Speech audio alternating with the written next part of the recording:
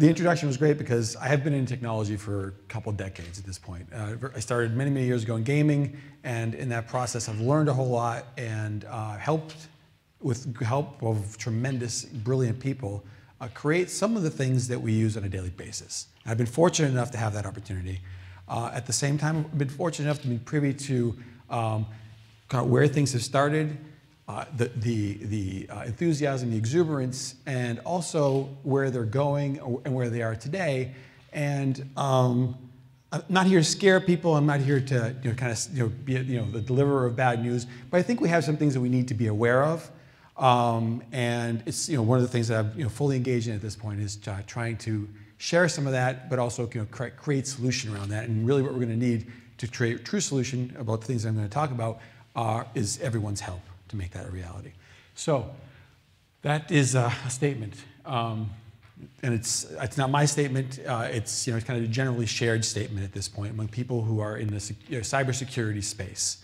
The reality is that today we are facing challenges with the amount of information, types of information, and the level of commitment that we as individuals and our institutions have to this thing that we call the internet.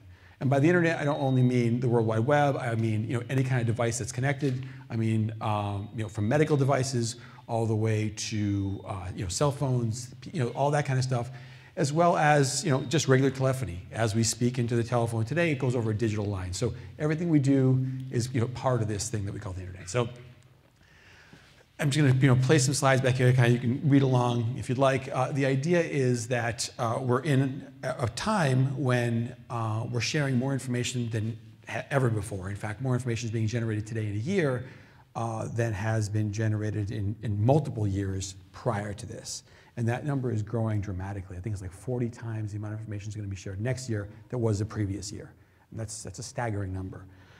So what that means also is that along with that information comes risk, because we're starting to share some critical things that are truly important to international security as well as individual security. And really, the idea is to not draw the distinction between the two.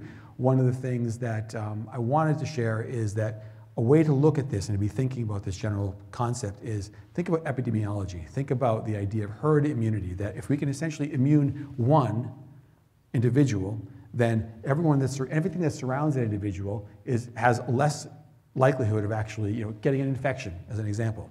It's the same to do with computer viruses as to do with viruses that are human viruses. But essentially, the idea is that you're creating a platform where the world can be a safer place. So just some statistics around the issue and why we should care. Institutions should care because it's really, really expensive. The truth is that we look at $1 trillion in intellectual property being lost to piracy. Essentially, piracy, I don't mean people copying music, but I mean secret documents being shared globally where they're not supposed to be, things like that. We also have additional costs in terms just a regular business. The idea that just getting a breach, cybersecurity breach, meaning something being viewed and or shared that wasn't supposed to, costs on average about $6.3 million for a given business. So that's the idea of the cost, some of the cost metrics around that. Then we start talking about this internet that we share. What does it mean to share so much information? And so one of the things it means that from a national perspective, that there is vulnerability. That vulnerability comes in the form of our information and globally, and we all do this to each other. So it's not it's a multipolar world that we live in. Our information is at risk, and by the fact that it's at risk, we're actually continuing to create a kind of a steamroller effect. So this is just an example. This was published in the New York Times a couple of years ago. At the GhostNet, which I just shared earlier, this is just a visual representation of the same thing. It's pervasive.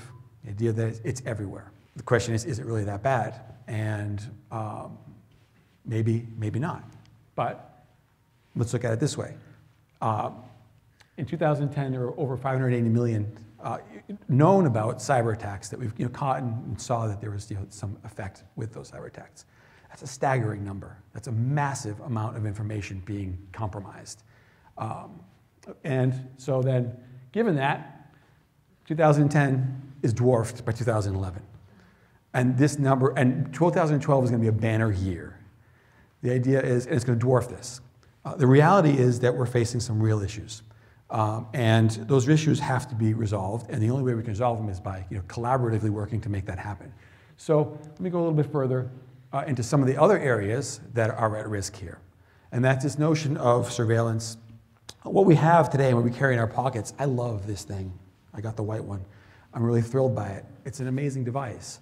But it's also part of the most elaborate and the fantasy world when it comes to spying. When it comes to gathering information, it's an incredible technology because this technology allows anyone who can see into it the information. It allows someone to know where I am, what I'm saying, who I'm saying it to, and basically everything that I do. Essentially, I'm using this as a primary transaction mechanism, and that's going to become more the case.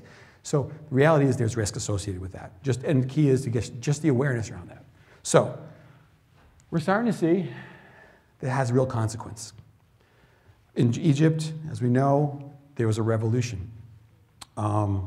Within 2 days of protests, not even a revolution, 2 days of protests, not armed protests, mind you, the Egyptian government desperately thought we need to stop this.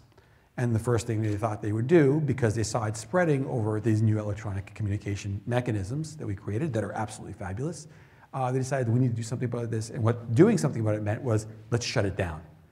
Let's shut the whole thing down. Let's stop communication across the board. The entire country of Egypt, 93% of Egypt was offline. That means voice, that means internet, that means everything. That's a big deal. Okay, that's Egypt. They went through a transformation. Does it happen here in the US? One of the most sophisticated countries in the world, arguably the most powerful country in the world. And the answer, unfortunately, is that without the right policy in place, yes, it absolutely does happen here in the US. It happens, I'm just going to highlight a couple of small cases here, but it happens in small ways, but we don't have the kinds of issues that Egypt has. At the same time, we are founded on this concept of freedom of speech, freedom of expression. And these things are truly important to what makes us a truly innovative, powerful force in the world. And the reality is that we may be slipping in terms of having that freedom. Because again, we carry around these devices, we operate in the world where information is just being shared because information wants to be free, but information isn't a living entity. We as individuals are, and we're learning to inhabit this world that we're creating. And in doing so, we're not being really mindful about the kinds of things that we need to be thinking about to take care of that, to actually make for a safe place. Another example, actually, this is interesting. I met this gentleman about a year ago. He was fascinating man, smart guy, really, really nice guy, actually. He shared with me a story that he shared with others as well. But he did run an ISP that basically said, you can have anonymous access to the internet. He wasn't being investigated himself. He didn't commit any crimes, but he'd gotten this national security letter. And what that meant was he had a gag order. That means he couldn't talk to anyone that he even received this letter. The reality was that he was, essentially barred from talking about anything. And he went to the ACLU terrified because, he talked to his own lawyer. His own lawyer said, I talked to the ACLU. That's all I can advise. The ACLU took the case on. It was a landmark case. What they won was they won the right for him to be able to say that I am John Doe. That's it. So 6 years into this, he met a young woman. They got married. They had a kid. All this time, he was John Doe, but he couldn't share that with her. Finally, he could reveal it. He revealed it after they were married, after they had a kid. He finally said, I have to tell you something. I am John Doe in John Doe versus Ashcroft. And that was a big deal. He had to be silenced. In fact, his father, on his deathbed, he couldn't share that information with him because it would risk him being arrested and thrown in jail. Again, that is a big deal. In this country, that's a big deal. So on the other side of it is this notion of concept of surveillance, concept of we're sharing information. I think that's a really, really positive thing. We have to. It's why we engage in this world is so that we can actually inspire each other. What we're doing today is to do it because we inspire each other. We're sharing information, and yet we're not sharing information with our next door neighbors, who I happen to like my next door neighbor. My next door neighbors generally know what I'm all about, what I'm doing, kind of how I live in the world. But in this case, In this new world, my next door neighbor doesn't live next door to me physically. My next door neighbor is essentially spread across the globe, doesn't have a single face, doesn't have a single name, and essentially knows much more about me, knows much more about my family and my children. I don't have children, but those of us who do, that information is out there. And what is important is for us to safeguard that information and safeguard ourselves in the process of conducting ourselves in this new world, and actually try to create a safe place where we can all live.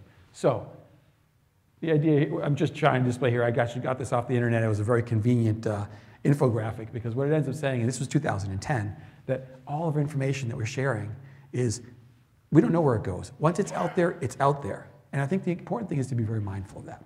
That's the bottom line. So what I guess ultimately is, what it is that we can do is essentially, A, be aware of the kinds of things we're doing, communicate among each other, talk about these issues. Again, we are creating an entirely new world, and that world is this beautiful place that's the internet. We're doing so many things on it. And we're going to see later on, I heard some of the discussions, that it's an incredible place where everything can happen. We share, we collaborate, we do all these, we work, we create.